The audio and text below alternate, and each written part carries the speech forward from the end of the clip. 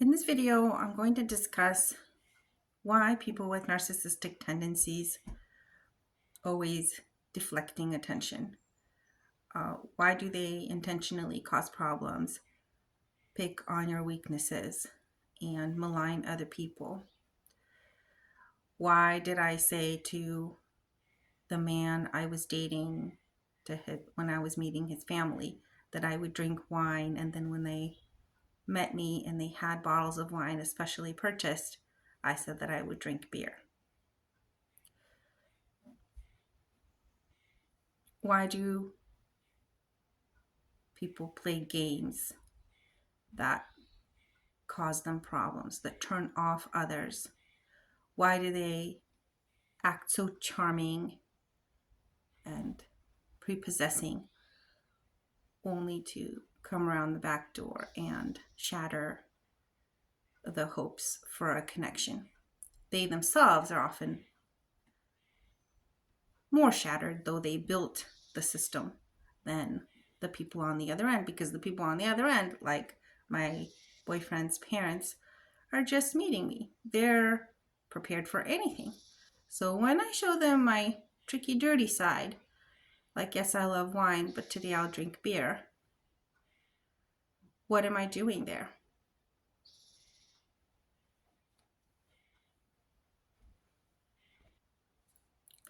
What I'm doing there is I'm saying, please don't like me.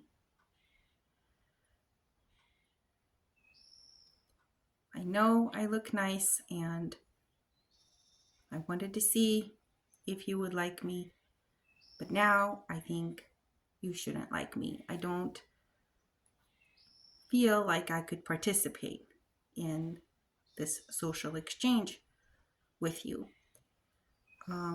Subconsciously, I feel unworthy, or I think you're unworthy.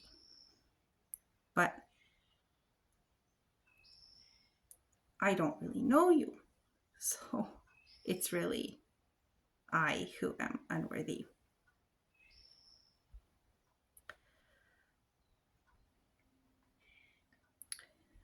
My theory is that I did this, I did this to keep people engaged with me, to put us on the same plane, and to remove the possibility for genuine connection, which often we as narcissists are not aware that we're doing, because we don't have a lot of genuine connection.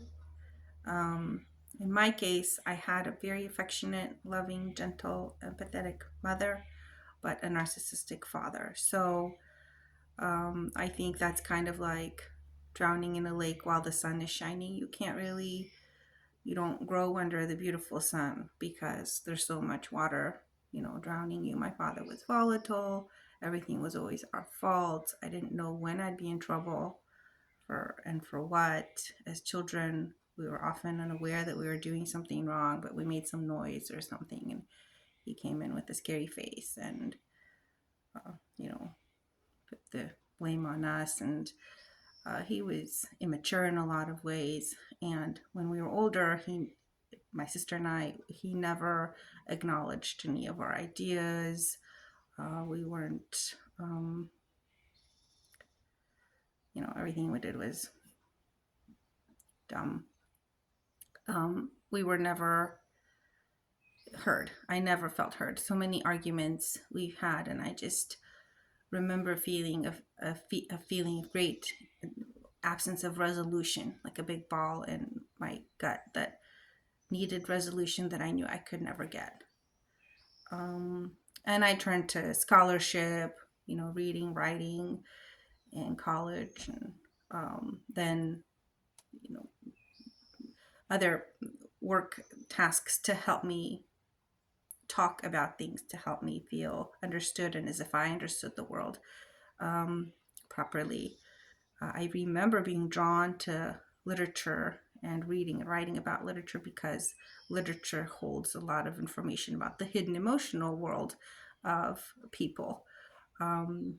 So the daily life is the daily life, but how people feel heard or unheard, or hurt or not hurt, or loved or unloved. A lot of that is explored in books. And so I was drawn to that to try to, I think, to try to answer some questions I had about all those unanswered questions, unanswered feelings in my own experience. So when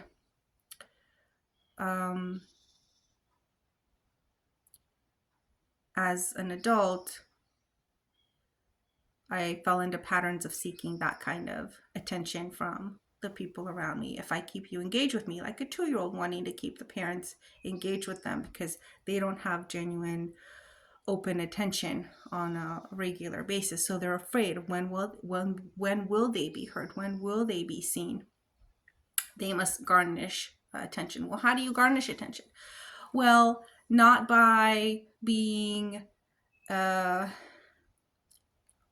not by being agreeable at all times and accepting the wine people give you, but by playing little games. So thank you, I love some wine is much less of a game than, oh, thank you, but I thought I'll just have some beer. Because now, oh, she said she loves wine. We got all this wine and she's having beer. That's much more engaging. Now you've created a mesh between your thoughts and the thoughts of your hosts. So you've kind of entrapped them. There's a problem to be thinking about, to be solving. And I think narcissists love problems because they're trying to figure out their own problems. You can't solve problems when you don't create a problem. When everything is nice, there is nothing to solve. And I think that's one thing I didn't understand as a narcissist, that that if I drop all that, there is such fruit to be had in pleasant existence. It's like planting a seed and letting it grow. And the games are interesting, but deleterious to growth. There's no peace. There's no relationship that blossom there. Relationships fade or are toxic sometimes. People get sick that way. People can die that way. So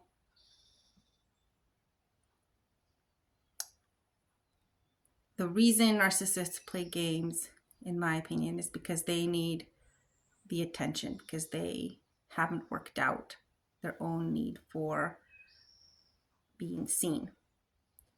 It doesn't make them seen, though. It just makes the game seen. Then they have to keep playing the game because now that's who they are. So they're just not, they become closed off to actual connection.